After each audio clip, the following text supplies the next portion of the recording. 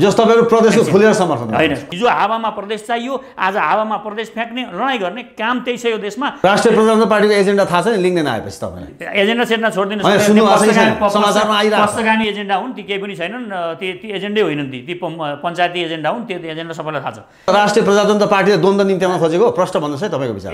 हेर्नुहोस् यो द्वन्द्व विदेशीले यिनीहरूलाई युज गर्ने हो। हेर्नुहोस्, सोध्नुहोस् राजेन्द्र लिङ्गलाई टुपी बाल भन्नुहोस् हैन। गफ गरेर देशमा द्वन्द्व निम्त्याउने खालका कुरा गरेर हुँदैन।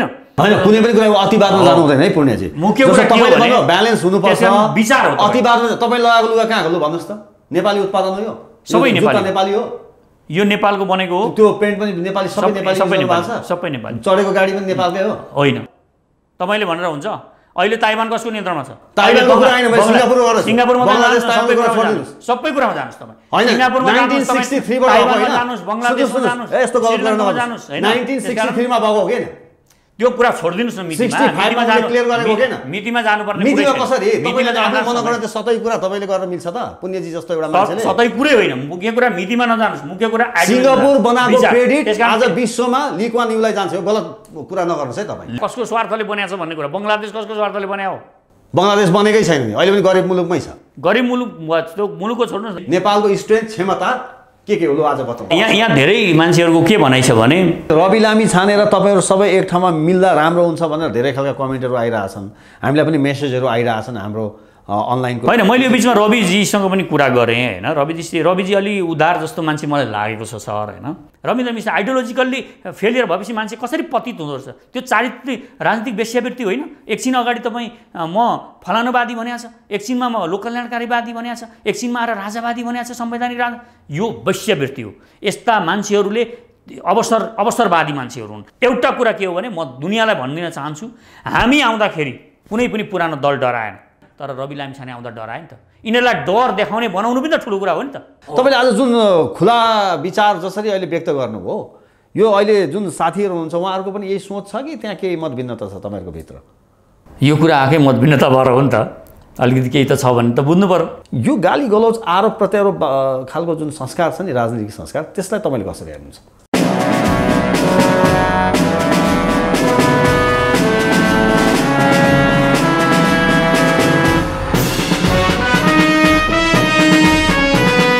नमस्कार, हेडलाइन नेपालको हेडलाइन विशेषमा तपाईलाई हार्दिक स्वागत छ।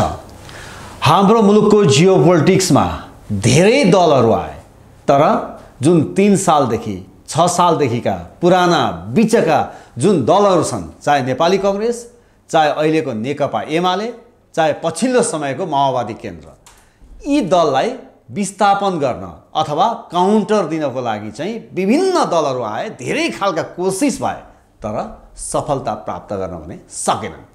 र त्यसकै उदाहरण स्वरूप रविन्द्र मिश्र जस्ता व्यक्तिहरूको पनि नाम हिजो आज आउने गरेको छ। खै त रविन्द्र मिश्रहरूले के गरे, विवेकशीलले के गर्यो, साझा पार्टीले के गर्यो, लगायतका प्रसङ्ग पनि आजको दिनमा आम सर्वसाधारणले गर्ने गरेका छन्। तर पछिल्लो समयमा जब रवि लामिछानेको नेतृत्वमा सभापतित्वमा राष्ट्रिय स्वतन्त्र पार्टी जब दर्ता भयो, त्यस पश्चात पछिल्लो समयमा गएको हामीले प्रतिनिधि सभाको या प्रदेशको निर्वाचन पछि हामीले स्मरण गर्ने हो भने केही दलहरू दर्ता भए, जस्तो कि सचेत नेपाली पार्टी, नेपाल सुशासन पार्टी, उन्नत लोकतन्त्र पार्टी लगायतका केही दलहरू दर्ता भए। र कतिपय भन्दैछन् यी पुराना दलबाट, यिनका नेताहरूको कार्यशैलीबाट यो मुलुक बन्नेवाला छैन, यही ढङ्गबाट अगाडि बढ्नेवाला छ र आम नेपाली जनताले, सर्वसाधारणले दुःख पाउनेवाला छन् र फेरि पनि यहाँका नेपालीहरूलाई आफ्नो देशभन्दा विदेशकै करियरसँग मोह र आकर्षण रहनेछ। त्यसैले अब यी पुराना दलको विकल्प वैकल्पिक शक्तिको रूपमा दह्रो खुट्टा टेक्ने पार्टी र नेतृत्व आउनु पर्यो, अनि मात्रै यो कुरा सम्भव हुन सक्छ। पुराना दलहरू आगामी निर्वाचनबाट विस्थापित हुन सक्छन्। यस्ता खालका समीक्षाहरू राजनीति शास्त्रका विज्ञ पण्डितहरूले पनि यति बेला गरिरहेका छन्। त यसै बीचमा सबै मिल्नुपर्छ भन्ने कुरा आउँदै गर्दा यति बेला सचेत नेपाली पार्टी, नेपाल सुशासन पार्टी, उन्नत लोकतन्त्र पार्टी र नेपाल आमा पार्टीको बीचमा अब एक भएर अगाडि बढ्ने भन्ने सहमति भएको छ। कारण यी पुराना दलका नेता र पुराना दलले यो मुलुकमा केही गर्न सकेनन्। अब हामी देशमा परिवर्तन गर्छौँ, हामीलाई अब मौका दिनु पर्यो भन्ने खालका कुराहरू आएका छन्।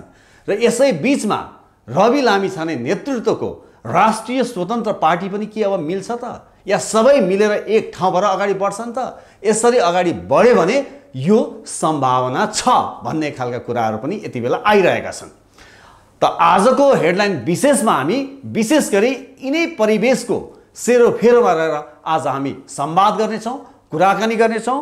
सचेत नेपाली पार्टी, नेपाल सुशासन पार्टी, उन्नत लोकतन्त्र पार्टी र नेपाल आमा पार्टी बीचको सहकार्य के हो र यो सहकार्यमा अरू कुन कुन दल, कस्ता कस्ता व्यक्ति जोडिन सक्छन्, ती ढोकाहरू खुला छन् कि छैनन्, र अबको यात्रा के हो, र अब वास्तवमै जनताले साथ दियो भने तपाईँहरू के गर्नुहुन्छ, हामी यही विषयमा केन्द्रित भएर आज कुराकानी गर्नेछौँ। र त्यसका लागि यति बेला हामीसँग स्टुडियोमा हुनुहुन्छ सचेत नेपाली पार्टीका केन्द्रीय अध्यक्ष पुण्य प्रसाई, उहाँलाई म स्वागत गर्न चाहन्छु। प्रसाईजी, यहाँलाई कार्यक्रममा स्वागत छ। हस्, धन्यवाद सर। आराम हुनुहुन्छ? एकदम ठिक छ। हाम्रो नेपालको जियो पोलिटिक्समा तपाईँलाई पनि राम्रै जानकारी छ, धेरै दलहरू आए, तर नेपाली कङ्ग्रेस भनौँ या नेकपा एमाले भनौँ, अहिले पछिल्लो समयमा माओवादी केन्द्र भनौँ, जसले अहिले एउटा वडादेखिको सङ्गठन संरचना तयार पारेका छन् र कतिपय त 3 साल 7 साल 6 सालदेखिका पुराना पार्टी पनि छन्, उनीहरूको त्यो जुन ज्वरो छ नि, त्यो ज्वरो चाहिँ उखाल्न सकेनन्। र अहिले तपाईँहरूलाई कतिपय आम नेपाली जनताले, मतदाताले एउटा वैकल्पिक शक्तिको रूपमा पनि हेरिरहेका छन्। र यसै बिचमा तपाईँहरूको बिचमा यो 4वटा पार्टीको बिचमा एउटा सहकार्य र एकताको पनि कुराहरू आयो। यो एकता के हो र तपाईँहरूले अब ज्वरो उखाल्नको लागि विगतका असफलता प्राप्त गरेका ती दलका पाठ तिनीहरूबाट के सिक्नु भएको छ र अब कसरी अगाडि बढ्दै हुनुहुन्छ? धन्यवाद। पहिलो कुरा त यी पुराना पार्टीहरूले ठिक ढङ्गले काम गरिदिएको भए हामीलाई यो दुःख गर्नै पर्दैन थियो। हामी विभिन्न क्षेत्रमा काम गरिरहेका मानिस हौँ, होइन? म एउटा लेखक, आफ्नो व्यवसाय पनि गरेर बसेको मान्छे। मलाई अब यो राजनीति खासै रुचि भएको विषय पनि थिएन। तर भइदियो कस्तो भने देशमा जति गरे पनि, जति हेर्दा पनि जुन मान्छे मलाई चक्लेट दिएर कुनै दिन भाषण गर्थ्यो, त्यो मान्छे अहिले त्यसको कपाल फुलिसक्यो, दारी फुलिसक्यो, त्यो मान्छे त्यही भाषण अहिले गरिरहेको छ। त्यही भाषण जुन मलाई स्कुलमा चक्लेट दिएर प्रधान पञ्च हुँदाखेरि भाषण गर्थ्यो, त्यो मान्छे अहिले काङ्ग्रेसमा पस्यो, कतै एमालेमा पस्यो, त्यो मान्छे अहिले त्यही भाषण गर्छ जुन उसले आजभन्दा 30-40 वर्ष अगाडि गरेको थियो। र त्यही भाषण गर्नेलाई पनि अझै पनि जनताहरूले भोट हाल्नुपर्ने बाध्यता सिर्जना भएको छ। यो के कारणले भएको छ भने यहाँका नेताहरूको खुबी हो कि क्या हो जस्तो पनि लाग्छ बेला बेला। त यी पुराना पार्टीका नेताहरूमा भयङ्कर खुबी भएर हो कि क्या, हाम्रो कट्टुदेखि लिएर रुमालसम्म सबै खोसेर लगिसके तैपनि हामी उनीहरूलाई भोट हाल्न चाहिँ छोड्दैनौँ। देशै बेचिसके तैपनि हामी भोट हाल्न छोड्दैनौँ। कत्रो मोह यी नेताप्रति हाम्रो देशको जनताको। बेला बेला म चकित पनि हुन्छु कि। अनि मलाई चाहिँ के लाग्यो भने यो तरिकाले र जुन रूपमा त्यो बेला अभियानहरू, मैले अभियान सुरु गर्दाखेरि 3 वर्ष अगाडि जुन बेला मैले अभियानको रूपमा यसलाई लिएर हिँडेँ, यो देशका विकृति विसङ्गतिहरूको बारेमा बोल्ने र जति पनि नराम्रा कुराहरू छन्, नराम्रो कुरा भइरहेको छ, त्यो जनतालाई अझै सुस्पष्ट रूपमा देखाउने र विकासका परियोजनाहरू जुन रोकिएका छन् तिनीहरूलाई गर्नको लागि यो सरकारलाई दबाव सिर्जना गर्ने, छिटो गर्नको लागि भन्ने मेरो मान्यता थियो। सुरुमा मलाई पार्टी बनाउने यो कुनै पनि उद्देश्य थिएन। तर त्यहाँ बोल्दै जाँदाखेरि, त्यहाँ अभियानहरूको छिर्दाखेरि, त्यहाँ अभियानमा आएका मानिसहरूलाई तिनीहरूको अनुहार हेर्दै गएपछि मैले के देखेँ भने खालि सानो सानो सङ्कीर्ण सोचले एकदम अहिलेलाई मात्र खाउँ भन्ने सोच अनुसारका अभियन्ताहरू देखिसकेपछि मलाई यो अभियानभन्दा अलिक फरक तरिकाले जानुपर्छ, अलिकति आफै नै हस्तक्षेपकारी भूमिकामा जनताहरूलाई लिएर जानुपर्छ भन्ने भइसकेपछि पार्टी बन्यो।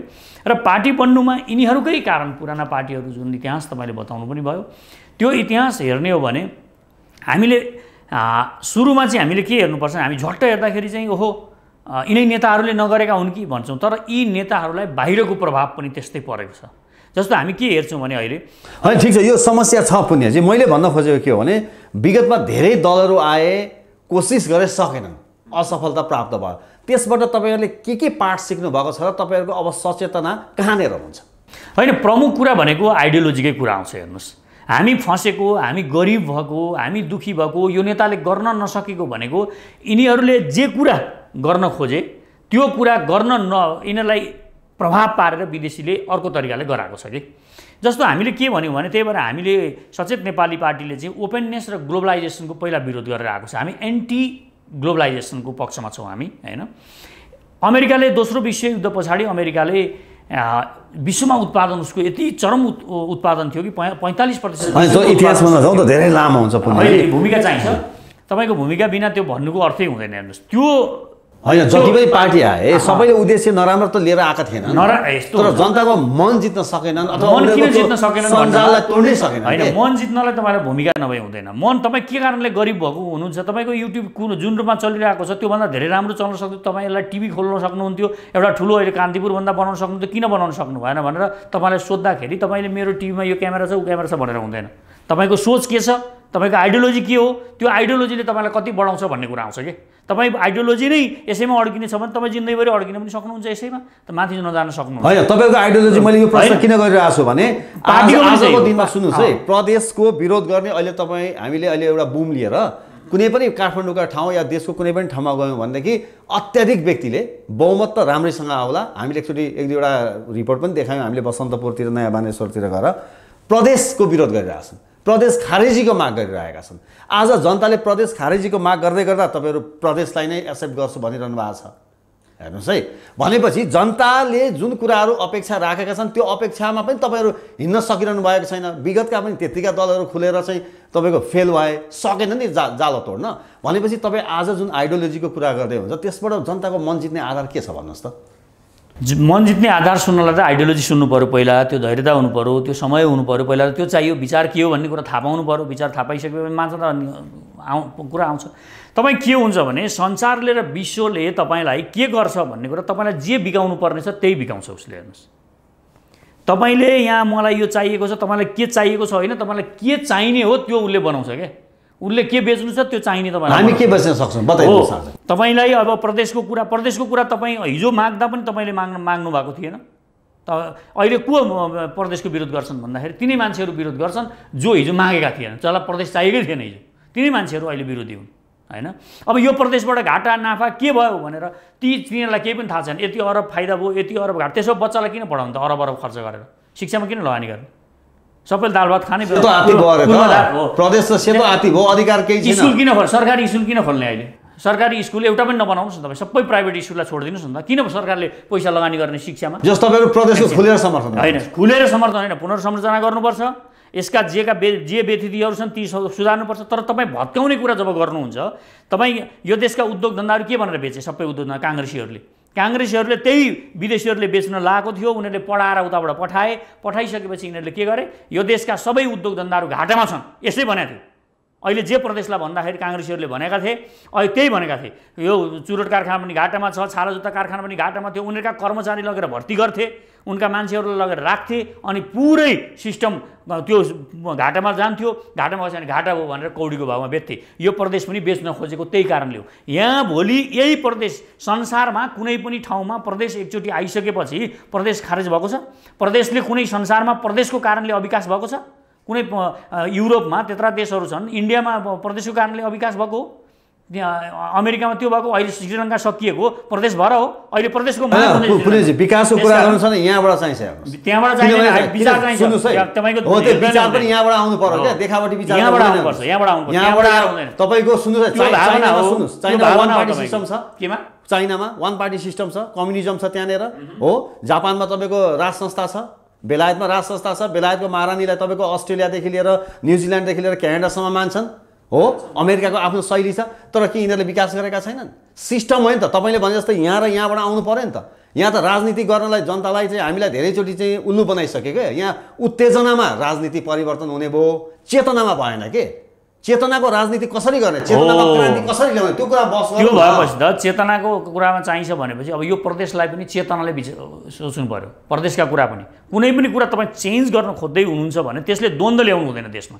अहिले हामीलाई यो गर्ने भनेको त तपाईँको के हो त, धर्मको कुरा ल्याउने, राजनीति गर्ने। त्यो गेरु वस्त्र लाएर जाऊ न त, तिमीलाई धर्म गर्नु छ भने किन बेकार गेरु वस्त्र लाऊ, तिमी पूजापाठ सुरु गर, धर्मको प्रचार सुरु गर, किन राजनीति गर्छौ तिमी हावामा? तिमीलाई के त्यसो राष्ट्रिय प्रजातन्त्र पार्टीले द्वन्द्व निम्त्याउन खोजेको प्रश्न भन्नुहोस् है तपाईँको विचार। हेर्नुहोस्, यो द्वन्द्व विदेशीले यिनीहरूलाई युज गर्ने हो। हेर्नुहोस्, विदेशीले यो देशमा द्वन्द्व ल्याउनुको लागि इन्डियाको खेल हुँदैछ जुन यो देशमा द्वन्द्व गराउन खोज्दैछ उसले। राष्ट्रिय प्रजातन्त्र पार्टीको एजेन्डा थाहा छ नि लिङ्कडेन आएपछि तपाईँलाई? एजेन्डा सेन्डा छोडिदिनु, समाचारमा आइरहेको पुस्तकानी एजेन्डा हुन्, ती केही पनि छैनन्, ती एजेन्डै होइनन्, ती पञ्चायती एजेन्डा हुन्, त्यो एजेन्डा सबैलाई थाहा छ। त्यो त्यस्ता एजेन्डाको कुरा नगरौँ। एजेन्डा तिनै हुन् जुन इन्डियाले लादिराखेको छ। अब इन्डियाले के गर्दैछ? द्वन्द्व त गराउँदैछ नि त। अब पश्चिमाहरूले के गर्दैछन्? एउटा प्रदेश चाहिने, एउटा प्रदेश नचाहिने। देशमा द्वन्द्व भयो कि भएन? एउटा धर्म अहिले नि धर्म, यो देश यो धार्मिक देश हो? धार्मिक देश होइन यो देश के कारणले हिन्दू धार्मिक देश होइन? हो नि त। अब यहाँ के ल्याउनु छ हिन्दू धर्म? तपाईँसँग जनै छ? जनै लाउनुहुन्छ? लाउनुहुन्न नि त। तपाईँ हिन्दूको डम्फु त बजाउनुहुन्छ खुब, जनै त लाउनुहुन्न तपाईँ, होइन? त्यस कारण तपाईँ पनि लाउनुहुन्न। अरू पनि यी जति पनि धर्म भनेर हुन्छ तिनीहरूलाई पहिला जनै छ कि छैन देखा भन्नुहोस्। तपाईँ तेरो जनै छ भन्नुहोस्, टुपी पाल भन्नुहोस्। यहाँ आएर इन्टरभ्यू दिन्छ नि जो तपाईँको इन्टरभ्यू दिन्छ, म धर्म ल्याउने भन्छ, खोइ टुपी तेरो भन्नुहोस्। पहिला सोध्नुहोस्, तपाईँ सोध्नुहोस् राजेन्द्र लिङ्गदेनलाई टुपी पाल भन्नुहोस्, होइन? गफ गरेर देशमा द्वन्द्व निम्त्याउने खालका कुरा गरेर हुँदैन। उहाँ व्यक्तिगत रूपमा के हो, राम्रो हो राम्रो होइन, त्यो उहाँको इतिहास पनि अहिले ल्याउने हो भने उहाँको इतिहास पनि सबैलाई थाहा छ, मान्छेका इतिहास पनि थाहा छन्। त्यसकारण मेरो भनाइ के हो भने देशमा द्वन्द्व ल्याउने काम गर्ने होइन, विकासको कुरा लिएर जाने हो। विकास के गरेर ल्याउन सकिन्छ त्यो चाहिँ बोल्ने होइन। देशका जनताका खुट्टामा चप्पल छैन त्यो बोल्ने होइन, जनताका लुगा छैन, आङ चाहिँ नि नाङ्गो छ त्यो विषयमा बोल्ने होइन, खाना पाएको छैन, सेल्टर छैन, टाउको लुकाउने ठाउँ छैन, एउटा लाइन बस्न गयो कुनै ठाउँमा भने एउटा लाइसेन्स बनाउन गयो भने लाइन बनाइदिएको छ, दुनियाँ विकृति र विसङ्गति छ, जहाँसुकै भ्रष्टाचार छ, त्यसको कुरा गर्नु छैन। त्यसलाई कसरी बनाउन सकिन्छ, त्यहाँ यी कसरी पुराना पार्टीहरूलाई हामी त्यहाँबाट निकालेर नयाँ शक्तिलाई त्यहाँ लगेर यसलाई सुधार गर्न सक्छौँ थाहा छैन। अनि हावामा कुरा गरेछ, यसले प्रदेशले चाहियो अरे प्रदेशले बिगारो अरे। हिजो हावामा प्रदेश चाहियो, आज हावामा प्रदेश फ्याँक्ने लडाइँ गर्ने काम त्यही छ यो देशमा। हरेक 10 वर्षमा युद्ध मात्रै गर्ने। त्यसकारण युद्ध गर्ने होइन। नेपाली जनताहरूलाई यो कुरा अनुरोध पनि गर्छु म, कसैका हवाई यात्रामा नकुदौँ, विदेशीका एजेन्डा कुनै पनि नबोकौँ, खारेज गर्ने होस् या ल्याउने होस्। जबरजस्ती तपाईँलाई लाद्न खोजिएको छ, मिडिया युज गरिएको छ, मिडिया युज गरेर चाहिँदैन, यति अरब खर्च भयो उति अरब खर्च भयो भनिएको छ, त्यसो भए सबै स्कुल बन्द गर्नुहोस्। तपाईँ किन पढाउनु पर्यो बच्चा? एमसीसीको बारेमा तपाईँको धारणा के छ? पुण्यजी एमसीसीको बारेमा धारणा के छ? प्रश्न पार्नुहोस् त्यसो भए। हामीले त हेर्नुहोस्, यो देशमा सबैभन्दा पहिला एमसीसीको खारेज गर्नुपर्छ भनेर आन्दोलनमा मैदानमा उत्रिने मान्छे चाहिँ सचेत नेपाली पार्टी हो। हेर्नुहोस्, सबैभन्दा पहिला अरू बोल्दै थिए युट्युबमा, हामी मैदानमा उत्रिएको पहिलोचोटि, त्यहाँदेखि मात्रै अरू मैदानमा उत्रिन थाले हुन्। त्यसकारण त्यो खारेज गरिनुपर्छ। कुनै पनि पश्चिमाहरूको कुनै पनि आइडियोलोजी हामीले ढोल माथिबाट ढोल सुनिन्छ, ढोल टाढाबाट बज्दाखेरि सुन्दर लाग्छ, तिनीहरूका विचारहरू हामीलाई सुन्दर जस्तो लाग्न सक्छन्, ती विचारहरू सब कुनै पनि मान्नु हुँदैन। हामीले हाम्रो यहाँ विचार आफूले बनाउनुपर्छ। त्यसकारण त हामीले बुझ्ने के हो भने पश्चिमाको विचार त्यो एउटा मधुर ढोलको पोल त्यहाँ गएपछि खुल्छ, तिनीहरूका गरिबका ती भिकमङ्गा अमेरिकनहरू देखेपछि मात्र तिनीहरूको पोल खुल्छ, तिनीहरूको त्यहाँभित्रको विकृति विसङ्गति अमेरिकाको तपाईँले देख्नु भएको छैन, ठुला बाटाहरू देख्नु भएको छ, त्यहाँभित्र ती काला जातिहरूलाई कसरी हेपिएर राखेको छ। एउटा राष्ट्रपति बन्दाखेरि हाई भएर 200 वर्षमा एउटा कालो राष्ट्रपति बन्दाखेरि भयङ्कर भनेर मानेका तिनीहरूले दुनियाँलाई पिटेर बनाएका छन्। यहाँ हामी त्यसलाई चाहिँ नियमसँग तरिकाले बनाउनुपर्छ भनेर भनिरहेका छौँ। हामी तिनीहरूभन्दा धेरै प्रगतिशील छौँ, हाम्रो दर्शन प्रगतिशील छ, हामीले यहाँ द्वन्द्व गर्नु हुँदैन। यो हाम्रो दर्शनले द्वन्द्व माग्दैन। पहिलो कुरा, तपाईँ हिन्दू हो भने म हिन्दूको बच्चा हुँ, म हिन्दू हुँ, मैले वेद अनुवाद गरेको छु, मैले गीता लेखेको छु, म हिन्दू हुँ, गौरवका साथ म भन्छु हिन्दू। तर म हिन्दू हुँ भनेर मैले बुद्धिस्टलाई मेरो हिन्दू लाद्ने होइन, जबरजस्ती मैले लाद्नु मिल्दैन।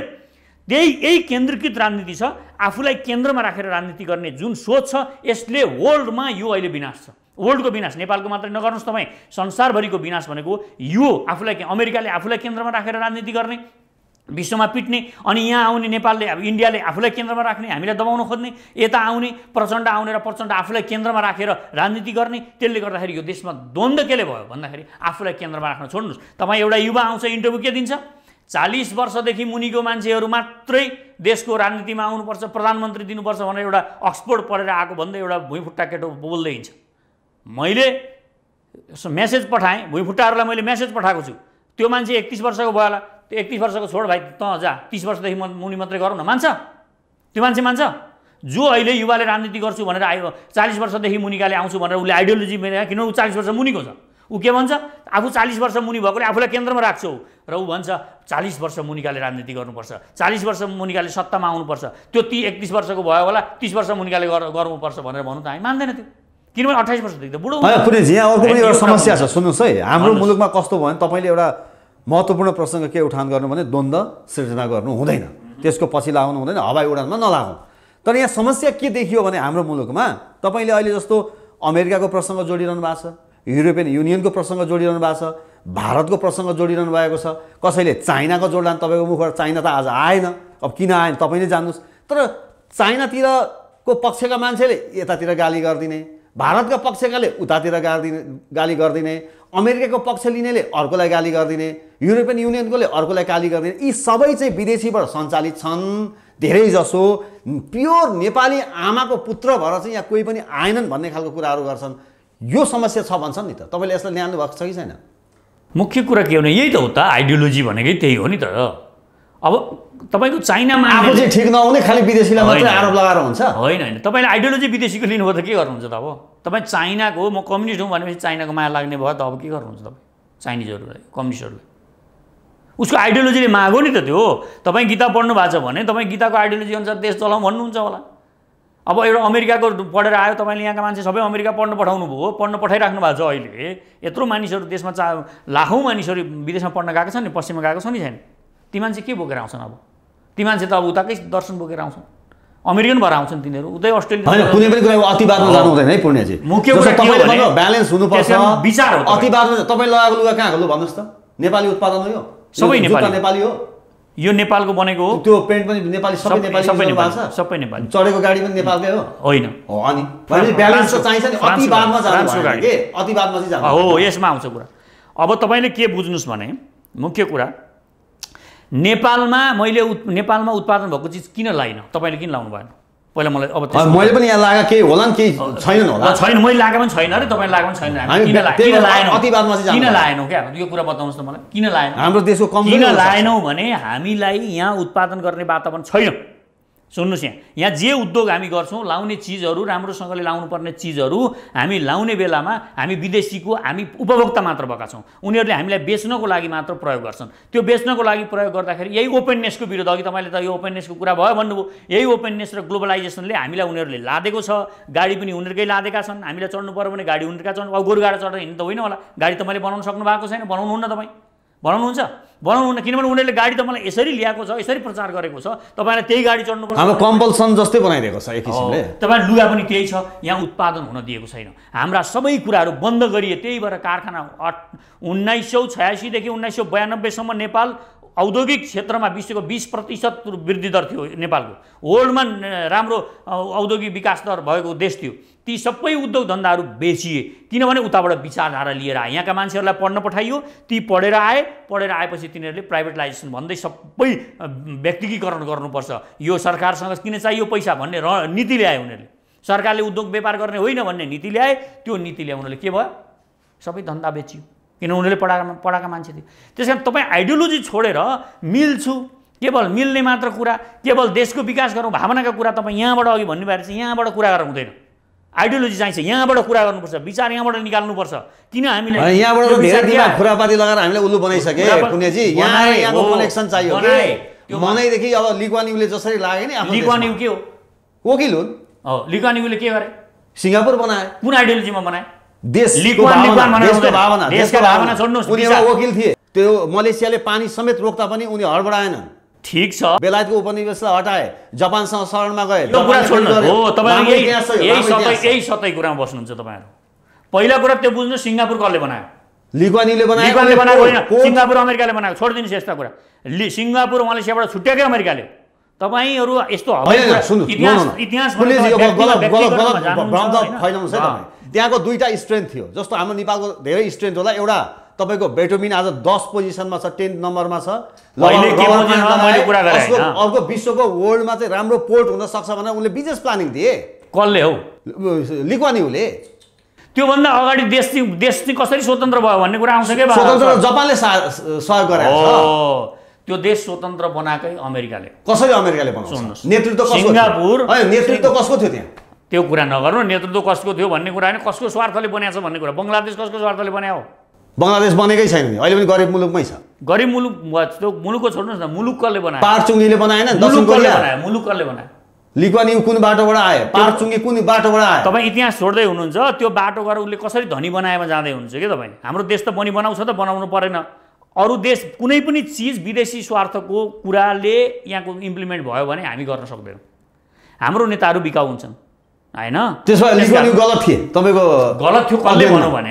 अनि त्यही तपाईँले भन्न चाहिँ के खोज्नु, अलिक प्रश्न भन्नुहोस् है। हो, त्यही गलत मेसेज जानु हुँदैन। मुख्य कुरा के हो भने तपाईँ पहिलो कुरा त सिङ्गापुर बन्नमै अमेरिकाको हात छ। कसरी छ ल भन्नुहोस्। होइन यो एकदम क्लियर गर्नुहोस् दर्शक। बङ्गलादेश बन्नमा सुन्नु कति सालको कुरा हो, तपाईँले डिटेल बताउनुहोस् हैन। होइन कहिले भएको यो प्रश्न पार्नुहोस्। अमेरिकाले कसरी बनायो सिङ्गापुर? सिङ्गापुरलाई बुकमा लेखेको छ अमेरिकाले सिङ्गापुरको डेभलपमेन्ट गर्नु भने कुन बुक? डेभलपमेन्ट धेरै छ। अहिले पनि सबै उसैको नियन्त्रणमा छ अहिले सिङ्गापुर। तपाईँले भनेर हुन्छ अहिले ताइवान कसको नियन्त्रणमा छ? ताइवानको कुरा हैन, सिङ्गापुरमा बङ्गलादेश सबै कुरा छोड्दिनुस्। सबै कुरामा जानुस् तपाईँ। हैन सिङ्गापुरमा 1963 बाट भएको हैन, जानुस्, बङ्गलादेशमा जानुस्, यस्तो गलत गर्न जानुस् हैन। 1963 मा भएको हो के? त्यो कुरा छोड्दिनुस् न। मितिमा जानु क्लियर गरेको के? मितिमा जानुपर्ने मितिमा कसरी? तपाईँले आफ्नो मनोगणना त सबै कुरा तपाईँले गर्न मिल्छ त? पुण्यजी जस्तो एउटा मान्छेले सबै कुरै होइन। मुख्य कुरा मितिमा नजानुस्, मुख्य कुरा सिङ्गापुर बनाएको क्रेडिट आज विश्वमा लिक्वान युलाई जान्छ। यो गलत कुरा नगर्नुहोस् है तपाईँ। लिक्वान दक्षिण कोरिया बनाएको क्रेडिट पाक चुङीलाई जान्छ, त्यो जान्छ। माथिर मोहम्मदलाई जान्छ, मलेसियाको क्रेडिट व्यक्तिगत रूपमा जान्छ। डेमोक्रेसीको फादर अफ डेमोक्रेसी भनेपछि अब्राहम लिङ्कनलाई जान्छ। तर त्यसको थ्योरी त सुक्रातले ल्याएको थियो। फादर अफ डेमोक्रेसीको कुरा नगर्नु न। तपाईँको कस्तो हुन्छ भने तपाईँ व्यक्तिले एउटा देश बनाउने होइन क्या सर, तपाईँ एकदम भ्रममा हुनुहुन्छ। व्यक्तिको मैले कुरै गरेको छैन, लिडरशिप एउटा जनताले साथ दिन्छन् उनको भिजनमा, अनि देश बन्ने हो नि त। भिजनमा होइन, आइडियोलोजी उनले पहिला ल्याउँछ क्या। तपाईँ म के भन्न खोज्दैछु तपाईँले त जाँदै हुनुहुन्न। पहिला उसले एउटा आइडियोलोजी क्रिएट गर्छ, विचारधारा बनाउँछ, देश कसरी बनाउने भन्ने पहिला विचारधारा चाहिन्छ के। तपाईँ विचारधारा बनाइसकेपछि त्यो विचारधारालाई इम्प्लिमेन्ट गर्ने कुरा। नेपालको स्ट्रेन्थ तपाईँलाई के छ आज बताउनुहोस् ल। यहाँ विचार 1 2 3 बताउनुहोस्। नेपालको स्ट्रेन्थ के छ ल भन्नुहोस्, योजना बताउनुहोस् तपाईँ आज दर्शकलाई। स्ट्रेन्थ नेपालको स्ट्रेन्थ क्षमता के हो ल आज बताउनु। यहाँ धेरै मान्छेहरूको के भनाइ छ भने कृषि गर भने देश सम्पन्न हुन्छ भन्छन् के मान्छे। सुन्नुहोस् न, जानुहोस् न, कृषि गरेपछि 1 2 3 मा 1 2 3 ले हुँदैन। कृषि गरेपछि हुन्छ। कृषि गरेर देश धनी हुँदैन, कृषि गरेर सर्भाइभ मात्रै हुन्छ। हेर्नुहोस् होइन, कृषिले देशलाई सर्भाइभ गराउँछ, बचाउँछ, धनी हुँदैन। धनी हुनको लागि औद्योगिकरणमा देश जानुपर्छ पहिलो। हामी के भनिरहेका छौँ? बिजुली बेच्ने कुरा। हामी उल्टा कुरा गरिरहेका छौँ। बिजुली बेचेर देश धनी हुन्छ कहिले? बिजुली बेचेर अरूले के गरेर छोडिदिनुहोस्। आज पुण्य प्रसाईको नजरमा हाम्रो नेपालको 3 वटा स्ट्रेन्थ यस्तो बताइदिनुहोस् आज दर्शकलाई, जसले हाम्रो मुलुकको काया पलट होस्, ड्रास्टिक चेन्ज आओस्, बताउनुहोस्। सचेत नेपाली पार्टीले के गर्छ भने पहिलो कुरा, सचेत नेपाली पार्टीले हरेक एउटा वडा र हरेक नगरमा एउटा स्मार्ट सिटी, स्मार्ट भिलेज बनाउँछ, स्मार्ट ग्राम बनाउँछ।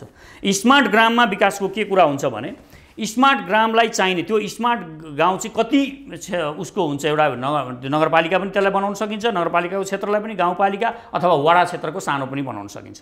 त्यो भित्र हरेक देशभरि र त्यहाँ सबै त्यहाँ चाहिने चिज पूर्वाधार त्यसलाई आर्थिक रूपमा निर्भर त्यही बनाउने। पहिला आर्थिक रूपमा निर्भर त्यही बनाउने। साना उद्योग त्यो ग्राममा चाहिने जति पनि उद्योग हुन्छन् त्यहाँ कृषि गर्ने, सबै कुराहरू आधुनिकीकरण त्यही भित्र गर्ने। स्कुल, दरबार हाई स्कुल जस्ता स्कुल हरेक त्यही ग्रामभित्र एउटा बनाउने, त्यही स्मार्ट ग्रामभित्र। र ती सबै कुराहरू, नहरलाई हामीले पूर्व पश्चिममा चुरे क्षेत्रबाट पूर्व पश्चिम हाम्रा नदीहरूलाई घेरेर, हाम्रा नदीहरूलाई रोकेर ती नदीलाई पूर्व मेचीदेखि पश्चिम कालीसम्म कुदाउने गरी हामीले नहरको व्यवस्थापन गर्ने। यसले कृषि पनि हुन्छ र ती ग्रामहरू जुन हामीले ग्राम बनाएका छौँ त्यहाँ उद्योग धन्दाहरू, साना साना उद्योगहरू त्यहीँ खोल्ने। मतलब साबुन सलाई जे चाहिन्छ हामीले आधारभूत, तरकारी खेती कुनै पनि एउटा। र अर्को महत्त्वपूर्ण कुरा, त्यो गर्नको लागि पहिला हामीले बाहिरबाट ल्याउने कुरालाई पुरै टोटल्ली बन्द गर्नुपर्ने हुन्छ। त्यस पछाडि दोस्रो चरणमा हामी प्रयोग गर्छौँ। त्यहाँ साना उद्योग हुन्छन्, त्यहाँ ठुला उद्योग त्यहाँ हुँदैनन्। अनि त्यसपछि दोस्रो उद्योगमा फड्को मार्नुपर्ने हुन्छ। उद्योगमा फड्को मार्नको लागि नेपालमा सर्वप्रथम हामीले के गर्ने, नेपालमा सबैभन्दा खपत के कुरा भइरहेको छ? टायर हामीले अहिले गाडी बनाउन नसकौँ तर हामी टायर उद्योग सञ्चालन गर्न सक्छौँ। टायर उद्योग देशमा सर्वप्रथम खोल्ने हो। जति धागो उद्योग देशमा, कपडा देशमा अरबौँको कपडा गइरहेको छ। हामीले कृषिमा पहिला गऱ्यौँ है, हामी कृषि अब केही पनि आयात गर्दैनौँ, ग्रामबाट तीबाट उत्पन्न हामी गर्छौँ। त्यहाँ आधुनिकीकरण अलिक ठुलो स्केलमा हुन्छ। अहिले जस्तो एउटा मान्छेले गर्दैन कृषि, एउटा मान्छेले गर्दैन। त्यो ग्रामका जति पनि जग्गा, सहकारीको कुरा नगर्नुहोस्। ती सबै ग्राम त अहिले पनि गाउँमा चलिरहेको छ सहकारी पहिला बेसमा। सुन्नु न, पहिला आइडु तपाईँले सोध्नु भएको कुरा अब त्यो अलि लेन्दी कुरा भएन पुण्यजी? तपाईँको लागि लेन्दी भयो, तपाईँ खालि युट्युब चलाउने मात्रै नसोच्नुहोस् न। तपाईँले अहिले भनेको योजना सहकारीसँग मिलेन? मिल्छ कसरी नयाँ कुरा भयो? सहकारी भनेको के हो त? सहकारी भनेको के हो? त्यही त मिल्यो कि मिलेन? सहकारी हो, त्यो सहकारी त्यो होइन। अहिले कति सक्सेस छन् कति सक्सेस छैन? केमा कति सक्सेस छन् कति सक्सेस छैन त्यसको डाटा सहकारीमा नजानुहोस् तपाईँ। हामीले पुँजीलाई चार खण्डमा विभाजित गर्छौँ। तपाईँ सिल गर्न सक्नुहुन्छ? केमा? नेपालको बोर्डर सिल गर्न सक्नुहुन्छ? औषधि जन्य पदार्थ बाहेक, औषधि जन्य वस्तु बाहेक चाहिँ, चिज बाहेक चाहिँ सबै यस्ता नचाहिने कुराहरू चाहिँ आयातमा म रोक्छु भने तपाईँ पार्टी जितो सिल गर्न सक्नुहुन्छ? किन सक्दैन? हाम्रो देशमा किन सक्दैन? सक्नुहुन्छ तपाईँ? किन सक्दैन? हो त्यसरी कुरा गर्नुहोस् न, अलिकति तपाईँ कुरा गर्नुहोस् न। ओपननेसलाई विरोध गरिसकेपछि तपाईँ ओपननेस मान्दिनँ भनेपछि सकिँदै एन्टी ग्लोबलाइजेसन भएपछि हामी सक्छौँ। त्यसलाई मिलाएर त जानु पर्यो। कसरी मिलाउने भन्ने कुरा आउँछ। तपाईँ गाउँमा उत्पादन गरेर गइसकेपछि उद्योग धन्दामा त्यसबाट जाने हो। तपाईँ देशका सबै चिज बेच्दै जाने, देशका मजदुर जनताहरूलाई लगेर विदेशमा लगेर मजदुर बनाउने, अर्काको उद्योगमा काम गर्ने, अनि अरबौँ रुपियाँ लगेर इन्डियाले 5 खरबको बिजनेस गलत छ त, त्यो त सिधासिधी गलत छ नि। अनि तपाईँ यहाँ उद्योग धन्दा गर्ने कुरा आएपछि त्यसमा सुन्ने तपाईँहरू, अनि कहाँबाट तपाईँ देशको विकास हुन्छ? कसरी विकास हुन्छ? पहिला यहाँ गर्नु पर्यो। आफूले उद्योग अब सहकारी बनाउन, स्मार्ट ग्राम बनाउन सक्नुहुन्छ तपाईँ। अहिले आधुनिकीकरण कृषि गर्नलाई एउटा गाउँभरिको जग्गालाई एक ठाउँ एकीकृत गर्ने हो। एक ठाउँ गाउँभरिको जग्गा एकीकृत गरिसकेपछि त्यो जग्गामा खेती गर्ने हो। त्यो जग्गामा खेती गरेपछि त्यहाँ एउटा सहकारी जस्तो तपाईँले भनेको जस्तो तीको मान्छे बनाउनुहोस् तपाईँ सिइओ यहाँबाट केन्द्रबाट। तपाईँ आज खेतीको कुरा हुन्छ, खेतीमा के कुराहरू चाहिन्छ? बिउका राम्रो गुणस्तरीय बिउका कुराहरू चाहिएलान्, त्यहाँ गुणस्तरीय मलका कुराहरू चाहिएलान्। अर्ग्यानिक कृषि खेती गर्ने भने त्यसका लागि चाहिने कन्टेन्टहरू होला, त्यसको तयारी कसरी हुन्छ भन्ने कुरा नगरी हामीले लक्ष्यमा कुरा नगर्नु न सर। तपाईँ पहिला योजना तपाईँसँग छैन भने के बिउ के मल भने तपाईँसँग योजना नभएपछि के को बिउ के को मल? अहिले के को बिउ पनि चाहिँदैन, मल पनि चाहिँदैन। चाहिन्छ अहिले तपाईँको मल पनि चाहिएको छैन। अब खेती गरिसके त किसानले गरेनन्, सबै किसानहरूले खेती गरिरहेको छन्, मल बिनै गरे नि त। तपाईँको सरकार काम नलाग्ने निकममा भयो, बेकामै भयो। त्यसलाई कृषिको मतलब छैन, त्यसलाई देशका जनताहरूलाई भाडाका टट्टु बनाएर विदेशमाबाट काम गर्न लाग्यो भने उसलाई पुगेको छ, खान पुगेको छ, उसको यहाँ गाडी चलेको छ, उसलाई स्वास्नीलाई साडी किनेको छ, त्यो भएर उसलाई कृषि पनि चाहिँदैन, मल पनि चाहिँदैन, उसलाई बिउ बिजन पनि चाहिँदैन। बिउ बिजन अमेरिकाबाट ल्याउनुपर्छ, यहाँ उत्पादन गर्न सकिँदैन। तपाईँको यहाँका आलुको बिउ विश्वमा लगेर त्यसैलाई बनाएर उनीहरू हामीलाई बेचिराखेको छन्। यहाँ त्यति राम्रो आलु बन्छन्, यी बिउ बन्छन्, यी मकै हुन्छन्, यी हाम्रा बिउहरूलाई संरक्षण गरेर अनुसन्धान गर्नु पर्दैन? कृषिशालाहरूले कृषि अनुसन्धान केन्द्र छैन, त्यसले अनुसन्धान गर्नु परेन? त्यसलाई लाउनु परेन? नगरेर त तपाईँहरू जस्ता माथि अपेक्षा भएको छ। कुरा के हो? नागरिकता विधेयक सम्बन्धी तपाईँको धारणा के छ? अब हेर्नुहोस्, नागरिकता विधेयक पहिलो कुरा के हो भने महिलाको केसमादेखि बाहेक महिलालाई अधिकार सम्पन्न बनाउनुपर्छ, महिलालाई दिनुपर्छ। अब अरू कुरा बुदागत कुरा गर्नुपर्छ, विधेयकमा होलसेलमा जानु मिल्दैन। तपाईँहरू भोलि जनताले चाहिँ ठाउँमा पुर्यायो भने तपाईँहरू के गर्नुहुन्छ? अब ठाउँमा पुर्यायो भने त्यो बेला विधेयक पढ्छौँ। हाम्रो देशको आवश्यकता अनुसारले हामी विधेयकलाई यिनीहरूले पास गर्यो भने हामी हाम्रो तरिकाले त्यसलाई फेरि सच्याउँछौँ, अर्को विधेयक ल्याउँछौँ। कौन सा ठुलो कुरा हो? अब यो बताइदिनुहोस्, जस्तो रमेश खरेल जसको नेपाल सुशासन पार्टी, त्यस्तै गरी उन्नत लोकतन्त्र पार्टी हाम्रो स्वागत नेपाल, त्यस्तै गरी नेपाल आमा पार्टी रोमलाल गिरी र तपाईँ सचेत नेपाली पार्टी पुण्य प्रसाई, तपाईँहरूको बिचमा जुन किसिमको छलफल भयो र जुन तपाईँले अब एकताका साथ अगाडि बढ्ने प्रसङ्ग जोड्नु भएको छ, अब यो एकता तपाईँहरू बिचमा सीमित रहन्छ या कस्ता कस्ता ढोकाहरू खुल्ला गरेका छन् अथवा कसरी अगाडि बढ्नुहुन्छ? यसलाई हामीले सोच्दैछौँ। अहिले कस्तो छ भने यसमा चाहिँ हामी अब एउटा अलिकति मिलाउन गाह्रो छ। साना दल भन्यो, एउटाले एउटा वार्ड अध्यक्ष जितेको, मैले त जितेको, मैले फलानु, मेरो त पहिरानो 3 वर्ष पछाडिको। यो सानामा त म सम्झिन्छु। यत्रो अहङ्कार छ भने यिनीहरूलाई मिलाएर लाने, यी ठुला दलले कसरी काम गरेका होलान् भन्ने बेला बेलामा लाग्छ पनि मलाई। तैपनि हामी एउटा पोइन्टमा आइसकेका छौँ होइन, एउटा पोइन्ट मिलेर जाने भन्नेसम्मको सहमति भएको छ। अब त्यसमा खोजिँदैछ हामीले कुन तरिकाबाट मिल्दा ठिक हुन्छ भन्ने छ। मिल्दा मेरो चाहिँ भने के छ भने सबै छोड्न तयार हुनुपर्छ सबैले भन्ने मेरो मान्यता छ। त्यही भएर मैले अध्यक्ष पनि स्वागतजी बस्नुहोस्, तपाईँ पार्टीको नाम पनि तपाईँ सुशासन राख्न मन लाग्छ भने राख्नुहोस्, मलाई त्यो सचेत नेपाली नै राख्नुपर्छ भन्ने छैन, एउटा नाम हो होइन, कुनै ठुलो कुरा होइन। त्यो गर्नुहोस्, त्यसमा जानुहोस्, मैले त्यसरी भनेको छु। अब चिन्ह तपाईँहरूलाई कुन लाग्छ, तर मेरो बेटर चाहिँ मैले सुझाव के दिने गरेको छु भने अब रमेशजीले चाहिँ बारम्बार अब हामी यो सबै कुरा ल्याउँ, हाम्रो न्यायाधीश सुशीला कार्कीजी हुनुहुन्छ, अर्कोलाई दिनुहुन्छ, उहाँलाई गरेर दिउँ भन्नुहुन्छ, त्यसरी हुँदैन। त्यो केटाकेटी यो न्यायाधीशले बनाउने चिज होइन होइन, न्यायाधीशले पार्टी बनाउने कुरा होइन। मैले चाहिँ के भनेको छु भने यो जनतामा राखिदिउँ त एकचोटि। ल जनतामा राखिदिउँ। सचेत नेपाली पार्टी रोज्नुहुन्छ कि सुशासन पार्टी रोज्नुहुन्छ कि लोकतान्त्रिक पार्टी कुन नाम राखौँ भनेर सर्वेक्षण त एउटा गरिदिउँ क्या एउटा, होइन? अब सचेत नेपाली सचेत नभइकन लोकतान्त्रिक पनि हुँदैन। उन्नत लोकतन्त्र हुनलाई पनि सचेत त हुनु पर्यो, सचेत सुशासन ल्याउनलाई पनि सचेत हुनै पर्यो। अब सचेत रोज्छन् भने सचेत रोज्छन्, सुशासनै रोज्छन् जनताले भने नेपाल आमा रोज्छन् भने नेपाल आमा रोज्छन्, जे रोज्छन् राखिदिउँ। कुन चुनाव चिन्ह राम्रो छ? हाम्रो सचेत नेपाली पार्टीको सिंह चुनाव चिन्ह छ, उहाँको मकैको घोगो छ, हाम्रो रमेशजीको उता किताब छ, खुला किताब छ, हाम्रो अर्को नेपाल आमा छ, आमाको चित्र छ। अब कुन राख्दाखेरि राम्रो हुन्छ, होइन? त्यो जनतामा छोडिदिउँ क्या। झन्डा कसको राख्दा राम्रो हुन्छ? जनतामा एउटा सर्वेक्षणमा जाउँ, त्यो सर्वेक्षणले जे नजान्छ त्यसलाई मानौँ। मेरो एउटा यो शर्त पनि छ, यो पनि राखिदिँदा हुन्छ। हामी किन यस्तो साना कुरामा लोभ गरेर बसेका छौँ भन्ने मेरो मान्यता पनि हो, होइन? त्यो मैले राखेको पनि छु। मैले चाहिँ सबै छोडेर उहाँलाई अध्यक्ष बनाएर हाम्रो स्वागतजीलाई अध्यक्ष, सुशासन पार्टीको नाम, नेपाल आमा पार्टीको चुनाव चिन्ह राखेर जान समेत म चाहिँ तयार भएको।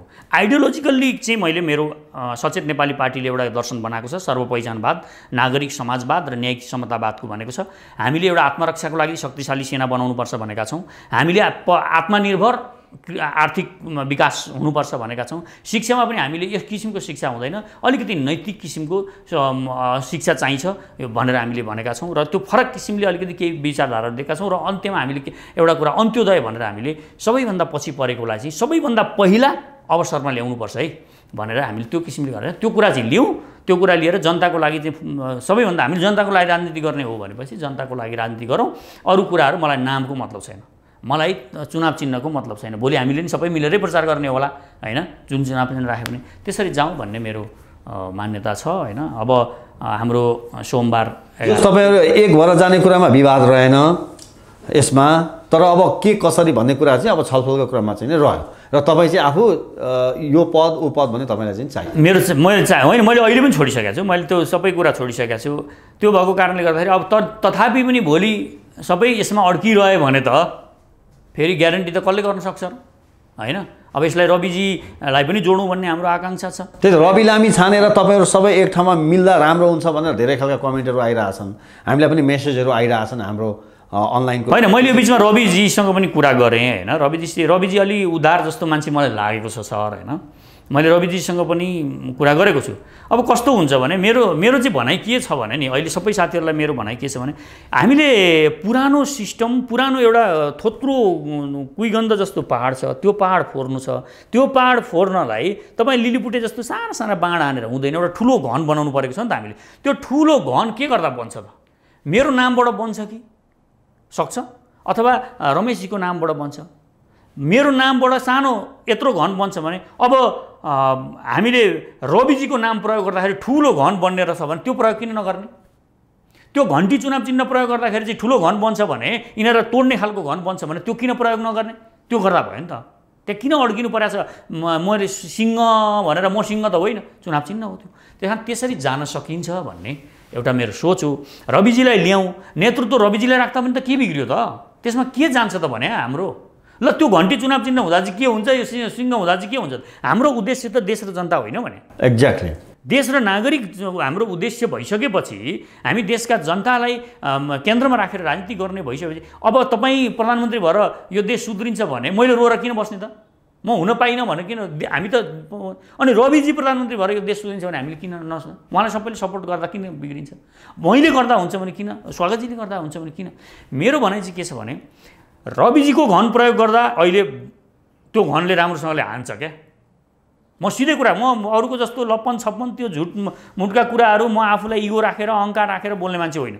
म विचारधारात्मक रूपमा म कडा रूपमा प्रस्तुत हुन्छु, तपाईँसँग पनि भएँ। वैचारिक कुरा गर्ने बेलामा जे पाए त्यही कुरा गरेर जसरी पनि आयो भने भइहाल्छ नि भन्ने कुरा म मान्दिनँ, जसरी पनि जाने कुरा म मान्दिनँ। फेरि किनभने हामी साध्यमा पुग्न चाहन्छौँ भने साधन पनि ठिक लिएर हिँड्नुपर्छ भन्ने कुरालाई मेरो मान्यता रहन्छ। त्यहाँदेखि कुनै चिज भात खानुपर्छ भन्ने कुरा, भात खाउन भइहाल्यो नि भनेर हुँदैन, भात कसरी पाक्छ भन्ने कुरा थाहा पाउनु पऱ्यो नि त। रोटी कसरी बन्छ भन्ने, रोटी बेल्न त तपाईँले शिक्षा लिनुपर्छ। एकजना मान्छेले तपाईँलाई नसिकाइकन रोटी त बेल्न आउँदैन भने हामीले देश बनाउने कुरा हावामा गरेर त हुँदैन। विचारधारा पहिला बनाएर त्यो विचारधारामा छलफल गरेर त्यो विचारधाराबाट अगाडि बढ्ने हो। त्यस कारण त्यो विचारधारालाई लागू गर्ने व्यक्तित्वको हो, तपाईँले अघि भन्नुभएको लिक्वानको कुरा गर्नुहुन्छ, त्यहाँ आउँछ क्या अब कुरा।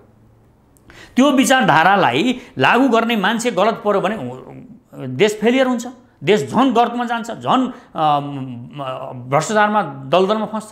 त्यस कारण यो विचारधारालाई लिड गर्ने मान्छे मैले अहिले रविजी देखेको। खुलेरै भन्नुभयो, ओपनली भन्नुभयो ओपनली हो, किनभने भोलि यहाँ रविजीले पनि हेरिरहनु भएको छ। होइन, रविजीले हेर्नु होला नहेर्नु होला, म त्यो लोभ गर्दिनँ। मेरो भनाइ चाहिँ के हो भने रविजी के छ भने उहाँले यो प्रदेशलाई उहाँले प्रदेश पनि स्वीकार गर्नुभएको, चिजलाई भत्ताभुङ्ग पार्न खोज्नु भएको छैन क्या उहाँले। उहाँको मलाई मन परेको कुरा के हो भने भत्ताभुङ्ग पारेर बनाउन नसक्ने यो देशमा जो पनि भत्ताभुङ्ग चाहिँ पार्ने, माओवादीले त्यही भनेर भत्ताभुङ्ग पारे होइन सर, नयाँ नेपाल। हेर्नु सञ्जीवजी, त्यस कारण हामीले हरेक कुरालाई ध्यानले हेर्नुपर्छ। सबै यिनीहरूले नयाँ नेपाल बनाउने 10 वर्षमा यो एसियन मापदण्डमा पुर्याउँछु भने होइन, प्रचण्डको भाषण आउँछ त तपाईँ सुन्नुहोस् न। हामी त्यो बेला गुच्चा खेल्न त थिएनौँ नि, हामी पनि बुझ्दै थियौँ त्यो बेला, हामीलाई थाहा छ। त्यस कारण भत्ताभुङ्ग पार्न सजिलो छ, भत्ताभुङ्गको नारा लाउँदा सबैलाई मनपर्छ। अहिले मैले तोड्ने, भोलि हेर्नुहोस्, भोलि त्यो यातायात विभाग तोड्नुपर्छ, यसले साह्रै भ्रष्टाचार गरेर हामीलाई दुःख दियो भने 200-400 मान्छे लिएर गएर तोड्न सक्छौँ, सकिन्छ तोड्नलाई, मान्छे तयार हुन्छ क्या तोड्नलाई। तर बनाउने बेलामा एउटा मान्छे पनि आउँदैन। त्यसकारण उहाँले के भन्नुभएको छ मलाई मन परेको। त्यस कारण पहिला त मेरो इच्छा थियो रविजी एकदम आउनुहोस् होइन, रविजी राजनीतिमा आयो हुन्थ्यो भन्ने थियो मलाई, किनभने हामी कराइरहेका थियौँ। म पनि रविजी जस्तै त हो नि, उहाँ एउटा मिडियामा काम गर्नुभएको थियो, म लेखिरहेको थिएँ बुकहरू, म आफ्नो उद्योग व्यवसाय गरिरहेको थिएँ, पैसा कमाइरहेको थिएँ, मलाई चुस्त पैसा अहिले पनि छ, 10औं करोड मसँग पैसा छ, म लगानी गर्न सक्छु जहाँ पनि। अब म एउटा खुसी भएर भयो त देश मेरो, म विदेश घुम्दा त थाहा पाएँ नि मेरो इज्जत त। मैले विदेश घुम्ने बेला मैले मेरो पासपोर्ट देखाउन त्यही सिङ्गापुर भनेको, तपाईँले सिङ्गापुर भनेको मैले गोडा 3 चोटि घुमेर हेरेको छु, त्यसको सिङ्गापुर त्यहाँ के आँखाले हेर्छ हामीलाई थाहा छैन। दुबईमा गइनँ, 30 वर्षमा बनेको हो देश, त्यसमा आइडियोलोजी होइन भनेर तपाईँ नभन्नुहोस्। 30 वर्षमा 1986 देखि जुन देशहरू, दुबई पनि हाम्रो जसरी औद्योगिकरणमा गएको थियो, उनीहरूले छोडेनन्। हामी उताका मान्छे पढाएर ल्याएर यहाँ हाम्रो सबै ध्वंस पार्यौँ, दलालहरू ल्याएर। त्यहाँ यसरी देशमा जसले नेतृत्व गर्दाखेरि यो देश, यो विचारधारा ठिक ढङ्गले नेपाली विचारधारा, सर्वपहिचानवाद, सबैलाई समेटेर लाने एउटा आइडियोलोजी जसले लागू गर्न सक्छ त्यो नेतृत्वमा बसोस्। त्यो रविजीमा त्यो योग्यता म देख्छु। जसुकैले जेसुकै भनौँ, लामा कुरा धेरै मान्छेमा आफ्ना आफ्ना डम्फु बजाउँछन्, त्यो योग्यता म उनमा देखेको छु। किनभने उनले बनाउने बेलामा रविन्द्र मिश्रको पनि त डम्फु त बजेको थियो नि त। रविन्द्र मिश्र आइडियोलोजिकल्ली फेलियर भएपछि मान्छे कसरी पतित हुँदो रहेछ, त्यो चारित्रिक राजनीतिक वेश्यावृत्ति होइन। एकछिन अगाडि तपाईँ म फलानुवादी भनेको छ, एकछिनमा म लोककल्याणकारीवादी भनेको छ, एकछिनमा आएर राजावादी भनेको छ, संवैधानिक राजा, यो वेश्यावृत्ति हो। यस्ता मान्छेहरूले अवसरवादी मान्छेहरू हुन्। यस्ता मान्छेहरूले यी विचारधारामा जोडिन सक्दैन। त्यो मान्छे भोलि अनुशासनमा बस्दैन, त्यसले देश बनाउँदैन। त्यस्ता मान्छेलाई हामीले धन्न त्यो देशका जनताहरूलाई, नागरिकहरूलाई स्याल्युट गर्नुपर्छ। केही मत खस्यो तर ती मान्छेलाई संसदमा पुर्याइएन, अहिले खुसी हुनुपर्छ हामी। त्यही कारण अहिले भोलि यो विचार, अहिले जुन विचार बोलेर हिँडिराख्नु भएको छ हाम्रो रविजीले, होइन रहेछ म त फेरि राजावादी, म त फेरि यो वादी, पञ्चायत फर्काउनुपर्छ, वंश अर्कै वंशवाद ल्याउनुपर्छ भनेर जनता छान्ने व्यवस्था छोडेर, जनताले राष्ट्रपति बन्ने व्यवस्था, जनता भोलि प्रधानमन्त्री एउटा नागरिकको छोरो, एउटा खुट्टामा चप्पल नभएको मान्छेको छोरो देशको राष्ट्रपति र प्रधानमन्त्री बन्ने व्यवस्था छोडेर एउटा वंशको मान्छेलाई ल्याउँछु भनेर जब कोही हिँड्छ भने त्यो दलाल हो, त्यो मान्छेको दलाल हो, त्यो देशको दलाल होइन, त्यो विदेशीको दलाल होइन होला, तर त्यो मान्छेको त दलालै हो नि त, त्यहाँबाट पैसा पाएको छ नि त। त्यसकारण यस्ता कुराहरूमा धेरै ध्यान गर्नुपर्छ, धेरै विचार गर्नुपर्छ। जसले विचार छोड्छ, मेरो लागि त्यो पतित मान्छे हो। त्यो जसले विचार छोड्छ त्यो मान्छेले चोर्न पनि सक्छ, डकैत गर्न सक्छ, भोलि देश बेच्न सक्छ त्यसले। त्यसकारण त्यस्ता मान्छेलाई म विश्वास गर्दिनँ। रविजीले पनि, रविजीको कुरा पनि म यो बेलासम्म समर्थन अहिले छु। उहाँले सबै कुराहरूलाई यो मिलाएर, हाम्रो संविधानमा सबै राम्रो कुरा छ, लेखेको छ क्या सर, धेरै कुरा लेखेको छ। जनतालाई अधिकार दिने कुरा यतिको इम्प्लिमेन्ट गर्दैनन् चोरहरू, लागू नै गर्दैनन्। अब ती चोरहरूलाई त्यस्ता चोरहरू जसले लेखेर संविधानमा लेखेर जनतालाई अधिकार दिएनन्, ती चोरहरूलाई सच्याउन जानु छ, ती चोरहरूलाई त्यहाँबाट हटाउन जानु छ। अनि लुछाचुँडी गरेर मेरो पार्टीको झन्डा, मेरो पार्टीको चाहिँ चुनाव चिन्ह, मेरो चाहिँ नाम, म चाहिँ अध्यक्ष भनेर ढल्छन् तिनीहरूलाई कति सजिलो भएको छ। एउटा कुरा के हो भने म दुनियाँलाई भनिदिन चाहन्छु, हामी आउँदाखेरि कुनै पनि पुरानो दल डराएन, हामी आउँदा डराएन, मैले पार्टी खोल्दा पनि केही डराएन। हामीले गएर धेरै ठाउँमा गएर हामीले आक्रमणै जस्तो अवस्था पनि सिर्जना गऱ्यौँ, हामीसँग दल डराएनन्। तर रवि लामिछाने आउँदा डराए नि त। यिनीहरूलाई डर देखाउने बनाउनु पनि त ठुलो कुरा हो नि त, होइन? डराए नि त। त्यहाँ त्यो डरलाई ठुलो बनाइदिउँ।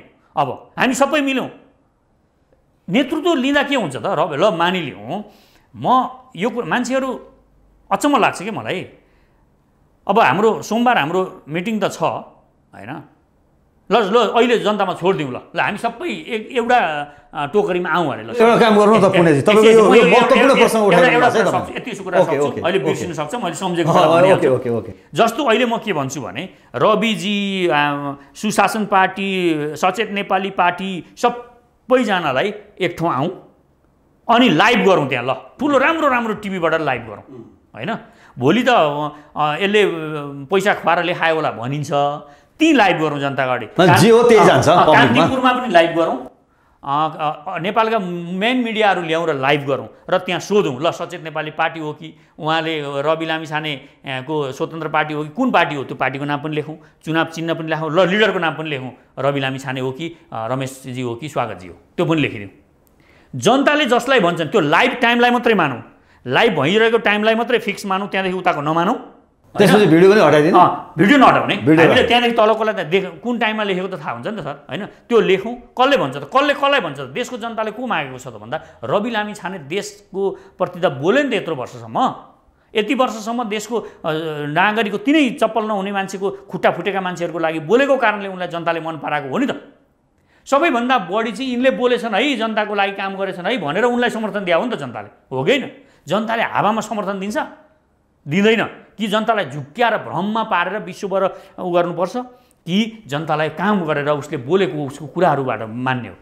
त्यस कारण ल ती गरौँ, रमेश खरेल मान्ने उहाँलाई पनि मान्ने बनाऊ, रमेश खरेल भन्यो भने तपाईँले मान्नुपर्छ है रविजी भन्नु, ल ओके। घन्टीको ठाउँमा मकैको घोगो माने भने ल मकैको घोगो राखौँ चुनाव चिन्ह, ओके ल मानौँ, हेरौँ र गरौँ, अनि त्यहाँ जे भन्छन् त्यही गरौँ चुनाव चिन्ह। म सचेत नेपाली, म मेरो नाम मेरो भनेर हुँदैन, मेरो भनाइ यो हो र यसमा मान्ने हो भने सबैजना आउँ गरौँ, जसले नेतृत्व जनताले भन्छ त्यसलाई दिउँ। एकदमै महत्त्वपूर्ण प्रसङ्ग जोड्नु भयो, मैले पनि त्यही भन्न लागेको थिएँ। अब मिडियाबाट, केही मिडियाबाट, नाम पनि नतोकौँ, कुनै मिडियाहरूबाट, टेलिभिजनहरूबाट हामीले चाहिँ एउटा गोलमेच बहस 2-4जना बसेर तपाईँहरू जो हुनुहुन्छ मुख्य बसेर एउटा बहस गरेर पब्लिकले जो मन पराउँछ। तपाईँले आज जुन खुला विचार जसरी अहिले व्यक्त गर्नुभयो, यो अहिले जुन साथीहरू हुनुहुन्छ उहाँहरूको पनि यही सोच छ कि त्यहाँ केही मतभिन्नता छ तपाईँहरूको भित्र? यो कुरा आएकै मतभिन्नता भएर हो नि त, अलिकति केही त छ भने त बुझ्नु पर्यो हैन। मैले छोडेर सबै थोक छोडिसकेपछि पनि मिलाएको छैन क्या सर हैन। 2जना हामीले छोडेका छौँ, उहाँ नेपाल आमा पार्टीको पनि उहाँले चुनाव चिन्ह भनिराख्नुपर्छ, यो पनि म छोडिदिनुपर्छ भने छोडिदिन्छु भने रोमलालजी पनि छोड्न यहाँ भइदिइराखेको के छ भने के कुराले नौवटा आज माइन्युट गर्ने, भोलिपल्ट त्यो माइन्युट नमान्ने अवस्था आयो भने गाह्रो हुन्छ कि हैन। त्यही कारण अब यसलाई यो दोस्रो चरणमा प्रवेश गरे हो, हिजोदेखि दोस्रो चरणमा भनेको पहिलाको कुरा सबै नमानेर यसमा प्रवेश गरे हो क्या। भनेपछि अब एकचोटि बहस गरौँ, त्यो भएन भने फेरि एउटा खुला बहस म रविजीलाई अनुरोध गर्छु हैन। खुला आह्वान गर्नको लागि मैले अस्ति फोन पनि गरेको थिएँ रविजीलाई मैले उहाँ पोखरा जाँदै हुन्थ्यो, अलि सबै कुरा त गर्न पाइनँ मैले, किनभने उहाँ गाडी हतारै हुन्थ्यो, उहाँ दिउँसो कार्यक्रम भ्याउनु थियो हैन। मैले रविजीलाई अब म एउटा रिक्वेस्ट के गर्छु भने तपाईँ एउटा खुला गोलमेज सम्मेलन राख्नुहोस् तपाईँको आयोजनामा हैन। सबै हामी जम्मै भेला भएर त्यहाँ बसौँ र त्यहाँबाट खुला त्यहीँबाट जनतालाई सर्वेक्षणमा जाउँ कि सिधै सोधौँ, त्यो कुरा सबैलाई मान्ने हो भने तपाईँले पनि तपाईँको नेतृत्व रवि लामिछाने भनेनन् भने तपाईँले मान्नुहुन्छ, उहाँ मान्नुहुन्छ क्या। ल रवि लामिछाने मलाई भनेनन् भने म मान्छु, जनताले मलाई दिएन भने मान्छु भनेर उहाँ मान्नुहुन्छ, किनभने उहाँ पब्लिकलाई कदर गर्ने मान्छे हो क्या हैन। त्यो कारणले गर्दाखेरि मेरो चाहिँ के रिक्वेस्ट हो भने त्यो कुरामा अगाडि बढौँ। यो साना अहङ्कार, साना इगोमा टाँसिएर यो देश यसैले बर्बाद पारेको छ। अब यस्ता यी भुरे टाकुर एउटै सानो कुवा बनाएको छ, त्यो मुला पार्टी दर्ता गर्न के छ हौ सर? अहिले तपाईँले मिल्नु भने भोलि एउटा विधान 500 जनाको यसो नागरिकताको फोटोकपी ल्याएर 1 हप्तामा पार्टी दर्ता हुन्छ। त्यो 1 हप्तामा दर्ता हुने पार्टीमा यत्रो लोभ गर्नुपर्ने के जरुरी छ? देश बनाउने कुरा चाहिँ छोडिदिने, त्यो पार्टीमा टाँसिएर बस्नेले भोलि स्वास्नीसँग टाँसिएर देश बेच्दैन हैन। हाम्रो प्रमुख उद्देश्य त देश बनाउने हो नि त। हो, काम छ देश बनाउने, देशका जनतालाई अधिकार सम्पन्न बनाउने, यो दुःख र हैरानीबाट देशलाई मुक्त गराउने भनेर सोच राख्ने हो भने तपाईँको पार्टीको ज्यान त छोड्नुपर्छ। शहीद हुन्छ नि मान्छे, त हुँदैन? देशकै लागि ज्यान गोली खान तयार भएर आउनु पर्नेमा पार्टीको नाम छोड्न नसक्नेले गोली खान्छ, देशको लागि खाँदैन। त्यस कारण पार्टीको नाम पनि छोड्नुहोस्, नेतृत्व छोड्नुहोस्। तपाईँ नेतृत्व कौन सा योग्यता तपाईँले सन्छ, तपाईँलाई कौन सा विश्वका लिडरहरूले चाहिँ सर्टिफिकेट दियो तपाईँले लिडर हुनुभयो भनेर, कि तपाईँले लिडर म भएँ भनेर फुर्ती गर्नुपर्ने छ? जरुरी मलाई कसले सर्टिफिकेट दियो म चाहिँ भयङ्कर लिडर भएँ, मैले नि नेतृत्व गर्नुपर्छ भनेर मलाई कसले सर्टिफिकेट दियो? छैन नि त दिएको। मैले त आफैलाई मैले लिडर छु होला भन्ने बनाउँदै गरे त हो नि, मैले लिडर त प्र्याक्टिस गर्दै गरे हो नि त। त्यही कारण मान्छेले आफूलाई चिनेन, मान्छे अहङ्कारमा छ, यो त भरिदिएको छ, प्रकृतिले बनाउँदैखेरि हालिदिएको छ, त्यही हालिदिएकोमा अड्केको छ मान्छे। त्यो अड्केको कारणले गर्दाखेरि मान्छे अहङ्कारले गर्दा हामीलाई यो देश बन्न दिएको छैन। खोक्रो, जब योग्यता छैन अहङ्कार छ, योग्यता विकास गर्दैन अहङ्कार छ। देश चाहिँ बनाउँछु भन्छ, योग्यता विकास गर्दैन क्या सर, त्यसले के हुन्छ? फ्रस्ट्रेसन हुन्छ, त्यति मात्र। तपाईँले यो टिभीलाई म कान्तिपुर जस्तो बनाउँछु भनेर सोच्नुभयो, तर तपाईँ योग्यता चाहिँ विकास गर्नु भएन। तपाईँले यसमा साधन स्रोतहरू जुटाउनुपट्टि लाग्नु भएन, यसलाई कसरी त्यस्तो बनाउन सकिन्छ भनेर सोच्न चाहिँ थाल्नु भएन। कान्तिपुर जस्तो बनाउने भन्ने सपना चाहिँ देख्नुभयो भने तपाईँ एक दिन पागल हुनुहुन्छ। त्यहाँ त्यो नगरौँ, यसको शक्ति बिल्डअप गरौँ, यसलाई बनाऊँ र त्यो बन्न सक्छ। फेरि कान्तिपुर त्यस्तो हो। अब कान्तिपुरै भन्दा पनि अथवा त्यो फलाना पार्टी नै भन्दा पनि मलाई सबैले राम्रो भनिदिउँ, सबैको मैले माया पाऊँ, म देश र जनताको लागि केही योगदान कति सकिन्छ, चाहे लिडरले होस्, चाहे अब मिडियाले पनि सूचना नै प्रवाह गर्ने हो, रविजीले पनि त्यही गर्नुभएको हो सकेको जति, होइन? एउटा देश र जनताको लागि केही कन्ट्रिब्युट गरिदिने त हो पुण्यजी, हामीले सकेको जति। खैर जे होस्, तपाईँको यो विचार, यो खुला विचार आयो आज, होइन? एउटा गोलमेच बहस गर्ने कुराहरू पनि तपाईँले राख्नु भएको छ। अब साथीहरूसँग पनि तपाईँले संवाद गर्नु होला। तपाईँले रविजीसँग कुरा गर्छु भन्नुभयो, पोखरा जानुभन्दा अगाडि मेरो पनि थोरै कुरा भएको छ, म पनि आफ्नो उसबाट सके जति म पनि कुरा राखौँला, कोसिस गरौँला। तपाईँको सोमबार बैठक रहेछ, हाम्रो दर्शकलाई यही भनौँ कि देश र जनताको लागि कोसिस जारी छ। पुण्यजीको खुला विचार आएको छ। अब यो अलिकति मैले यो कुरा चाहिँ टुङ्ग्याउन खोजेको थिएँ, अलिकति जोड्न मन लाग्यो। जस्तो अहिले नेपालको पोलिटिकल कल्चर कस्तो देखिन्छ भने राजनीतिक संस्कार चाहिँ नि अलिक आरोप प्रत्यारोपको बढी संस्कार देखिन्छ के, गाली गलौजको। अब पुरानो पार्टीमा त अब अच्चकाली नै छ, मुखैसम्म हेर्दिनँ भन्छन्, अब के भनेका छन्, अब यो सबै दर्शकलाई पनि थाहा छ। यो गाली गलौज, आरोप प्रत्यारोप खालको जुन संस्कार छ नि, राजनीतिक संस्कार, त्यसलाई तपाईँले कसरी हेर्नुहुन्छ? यस्तो हुन्छ क्या सर, अब मैले तपाईँलाई बोलाउँदा कसरी बोलाउनु त? सञ्जीवजी त भन्नु पर्यो, तपाईँको नामै सञ्जीवजी भएपछि, होइन? बोलाउनु पर्यो नि त। अब पुराना पार्टीले देश चोरेका छन्, लुटेका छन्, भ्रष्टाचार गरेका छन्, अब उनीहरूले त्यही गरेका छन् त त्यही त भन्ने हो त। अब के गर्ने हामीले? हाम्रो त उपाय छैन, अर्थ भन्ने नै छैन।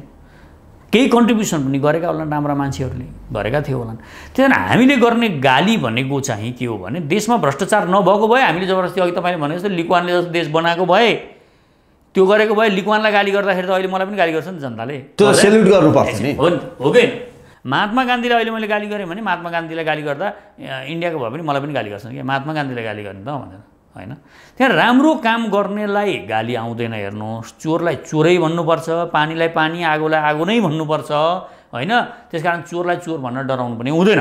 त्यो डरायौँ भने हामी के हुन्छ भने अवसरवादी हुन्छौँ, हामी खोजिरहेका हुन्छौँ अवसर, भोलि यसलाई गाली नगरिकन त्यो लिने, कसरी लिने भन्ने हुन्छ। तर अब कस्तो भने गालीलाई संस्कारको रूपमा विकास गर्नु हुँदैन, रिजनसहितको गाली हुनुपर्छ, होइन? कसैलाई गाली गर्नु भने तपाईँ बिना रिजन जे पाए त्यही गर्नुहुन्छ भने तपाईँ पागल हो नि त हामी, होइन? बिना रिजन तपाईँ कसैलाई गाली गर्दै हुनुहुन्छ भने, अब मैले माधव नेपाललाई गाली गरेँ, किन गाली गरेँ भन्दाखेरि महाकाली सन्धिमा तिनले मुख्य भूमिका रह्यो। अरुण तेस्रो जस्तो नेपालको जलविद्युत आयोजनाको त्यत्रो भयङ्कर काम तिनको कारणले रोक्यो। त्यो नरोकेको भए यो देशमा अहिले बिजुली बिजुली भनेर रोएर बस्नै पर्दैन थियो अरुण भनेपछि। त्यसकारण उनलाई म त्यो कारण शेरबहादुरलाई के भने रातो कार्पेटमा गएर तिनले देश बेचेर आए, महाकाली सन्धि गरेर आए भनेपछि तिनलाई गाली किन गर्ने? अब अहिले 1 वर्ष गठबन्धन भनेर ल्याए, देशलाई अहिलेको तरलताको अवस्था हेर्नुहोस्, देश राष्ट्रवाद अहिलेको पुरा 2007 सालदेखि 2014 सालको भन्दा नाजुक अवस्थामा देशको राष्ट्रियता गएको छ, देशै नरहने अहिले त्यो स्थितिमा छ। त्यो शेरबहादुरको यो गठबन्धन यी प्रचण्डहरूको कारणले बन्यो भनेपछि यिनलाई त मैले यो भन्नु त पर्यो। अब यिनका राम्रा काम पनि तपाईँले सोध्नुभयो कुनै बेला भने त्यो पनि राम्रा के गरे त भन्ने कुरा भनौँला। प्रचण्डको मैले राम्रो काम केही भएन प्रचण्डले गर्दाखेरि भन्ने पनि होइन। के भयो त भन्दाखेरि आज तपाईँ एउटा नगरपालिकामा महिलाहरूलाई उपमेयरमा देख्नुहुन्छ, काठमाडौँमा देख्नुभयो। अहिले काठमाडौँमा एउटा राम्रो मान्छे उपमेयर बने नि, के कारणले बने त भन्दा त्यही अनिवार्य गरेको कारणले बने नि त, नभए बन्दैन थियो। त्यहाँ पनि एउटा पुरुष हुन्थ्यो। गाउँ गाउँमा दलित समुदायका हरेक मान्छेहरू, बोल्न नजान्ने ती मानिसहरू पनि एउटा वडा सदस्य भएर बस्नु भएको छ, प्र्याक्टिस गर्दै हुनुहुन्छ देशको राजनीतिमा। त्यो के कारणले भयो भन्दाखेरि यो चेन्ज, यो प्रचण्डहरूको आन्दोलनको कारणले यो पनि भएको छ, तर ध्वंस बढी भयो भन्ने कुरा पनि छ। त्यहाँ कुनै चिज भन्दाखेरि राम्रो नराम्रो दुइटै हुन्छ र गाली गर्नेहरूले नराम्रो मात्र खेज्छन्, हैन। तपाईँ लभ गर्नु भएको छ, प्रेम गरेछ भने त नराम्रो त हेर्नुहुन्न नि त आफ्नो प्रेम गरेको मान्छेलाई त हैन, राम्रो राम्रो मात्रै लिने हो। अब हामी जस्तो मान्छेले चाहिँ दुइटै लिन्छौँ हैन। त्यहाँदेखि गालीलाई संस्कार नबनाऊ, गालीलाई संस्कार बनाउनु हुँदैन, तर मान्छेको आलोचना भनेको उसको मूल्याङ्कन चाहिँ हुनुपर्छ। उसले गरेको के गल्ती थियो, उसले गरेको के सही राम्रो काम भयो, त्यो चाहिँ हामीले गर्नुपर्छ। त्यसलाई गाली भनेर मान्नु पनि हुँदैन। उहाँहरूका प्रचण्डका मानिसहरूले प्रचण्डको बारेमा मैले केही भनिरहँदाखेरि त्यसलाई गाली मान्नु भएन, सुझाव मान्नु पर्यो र उहाँलाई सुझाव दिनु पर्यो, अनि मात्र देश बन्छ। शेरबहादुर किन भन्दा शेरबहादुरका मान्छेहरूले गलत भयो भनेर त्यो कारणले हामीले केही भन्दाखेरि त्यो कुरा कार्यकर्ताले नसुन्ने, कार्यकर्ताले नसुनेपछि उहाँमा पुग्ने कुरा भएन, अनि त्यो सधैँ उहाँ त्यो कुसंस्कारमा बसिरहनु भयो। खालि जसरी पनि सत्ता प्राप्तिको लालसा रहिरह्यो, यो कारणले देश डुबेको छ। गाली नगरौँ, गालीलाई संस्कार नबनाऊ, तर गाली नगर्ने भनेर अँध्यारोलाई अँध्यारो भन्न छोड्नु हुँदैन, चोरलाई चोर भन्न छोड्नु हुँदैन। पानीको नाम पानी नै हुन्छ, यो पानी नै हो भन्नुपर्छ। हुन्छ पुण्यजी, बेस्ट अफ लक। तपाईँले अघि जुन खुला विचार राख्नु भएको छ त्यसको लागि शुभकामना छ, किनभने अन्तिम हाम्रो डेस्टिनेसन भनेकै देश विकास हो। देश र जनताको लागि हामीले गर्नु पर्यो। कुरा त धेरैले गरे, कामले देखाएनन्, र आज तपाईँहरू जस्ता राइटरहरू पनि आज पोलिटिक्समा आउनुपर्ने एउटा कम्पल्सन, एउटा बाध्यकारी अवस्था पनि आएको छ। बाध्य छ, 100 भन्दा बढी पुस्तक लेखेको छ, दुईटा महाकाव्य लेखेको छु। अब त्यो मलाई त्यही आनन्द हुन्थ्यो क्या सर। अब यो सकिँदा यति कुरा गरौँ हैन। मलाई एउटा किताब मेरो छापिन्थ्यो, किताब छापिएर म 1 महिनासम्म सिरानीमा राख्थेँ कि किताब, आनन्द आउँथ्यो कि त्यसमा अपार आनन्द थियो क्या मलाई लेख्दा अहिले पनि आनन्द आउँछ। मलाई यो राजनीतिको यो मतलब छैन, त्यही भएर मैले नेतृत्व तपाईँहरू गर्नुहोस् भनेर म कराएको कारणै यही हो कि नेतृत्व तपाईँ गर्नुहोस्, पार्टीको नाम पनि राख्नुहोस्, तर जुन विचारधारा छ विचारधारा एउटा बनाएको छ, त्यो विचारधारालाई छोडेर नजाउँ। विकास गर्नमा देशमा काम लाग्छ कि मैले ल्याएको विचारधारा भनेर मैले दिन खोजेको। हेर्नुहोस्, अनि त्यति उपन्यास लेखेँ, महाकाव्य लेखेँ, विशाल नेपाल महाकाव्य, बुद्ध, दुनियाँ थोक लेखिएर पनि मैले किन यो देशको चिन्ता गर्नु, सबै थोक भएर पनि मैले चिन्ता गर्नपट्टि लागेको कारण एउटै हो, यो देशमा साह्रै दुःख छ, यो देशको अस्तित्व समाप्त हुने अवस्थामा छ। त्यो विचार गरौँ। त्यो विचार गरेर जब तपाईँ देशको अस्तित्व, मातृभूमिको मायाले जब तपाईँ राजनीतिमा आउनुहुन्छ, तपाईँ कुनै कुराले तपाईँलाई रोक्दैन, सबै कुरा छोड्न तपाईँ तयार हुनुहुन्छ। भोलि यो देश बन्छ। मैले त केसम्म भनेको छु भने मैले यो देशको सेनालाई शक्तिशाली बनाउने कुरा मैले 1 करोड रुपियाँ म आफू गरेर एउटा फन्ड जम्मा गरेर गरौँ भनेको छु। मैले अहिले एउटा अभियान सुरु गर्न खोज्दैछु। यो देशको ऋण तिर्नलाई 17 खरब रुपियाँ, जुन यो खरबौँ रुपियाँ यिनीहरू ऋण लाग्छ, त्यो देशका $1 संसारभरिबाट उठाएर यो ऋण तिरौँ। यो ऋणले हामीलाई डुबाएको छ। यो ऋणको दैनिक हामी वार्षिक ब्याज तिरेर सक्दैनौँ। यो एकैचोटि तिर्दिउँ, यसको यो ऋणबाट मुक्त हौँ र कहिल्यै ऋण देशलाई नखाने अवस्थामा पुर्याउँ भनेर म एउटा मिसन सुरु गर्न लागेको छु हैन। मेरो सपना छ कि यो देशका जनताहरूले $1 उठाएर यो ऋण तिर्ने भन्ने सपना छ। त्यो एकचोटि मलेसियामा पनि यो भएको थियो, मलेसियाको एउटा व्यक्तिको कारणले यो गरेका छन्। त्यही कारण यो यहाँ गर्न सकिन्छ। यस्ता कामहरू सोचौँ। नेतृत्व म यहाँ होइन, जो गएर देश बन्छ उसैलाई लिएर जाउँ। यो तपाईँले जुन यो गोलमेजको कुरा गर्नुभयो नि, टेलिभिजनहरूबाट मिडियाबाट लाइभ गर्ने, यो कति समयभित्र गरेर ठिक होला?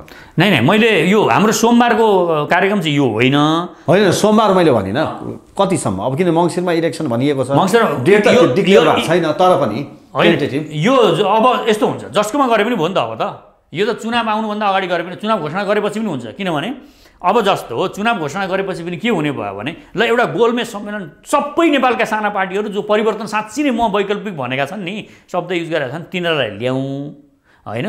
यसलाई आह्वान गर्ने व्यक्तित्व त्यो हेड को हुने हो, एकजनाले आह्वान गरौँ, खुला रूपमा आह्वान गरौँ। त्यो रमेशजीले गर्दा हुन्छ कि अथवा रविजीले गर्दा हुन्छ, जसले गरे पनि भयो हैन, गरौँ र त्यहीँबाट छानौँ क्या, त्यहीँ लाइभ गरिदिउँ के।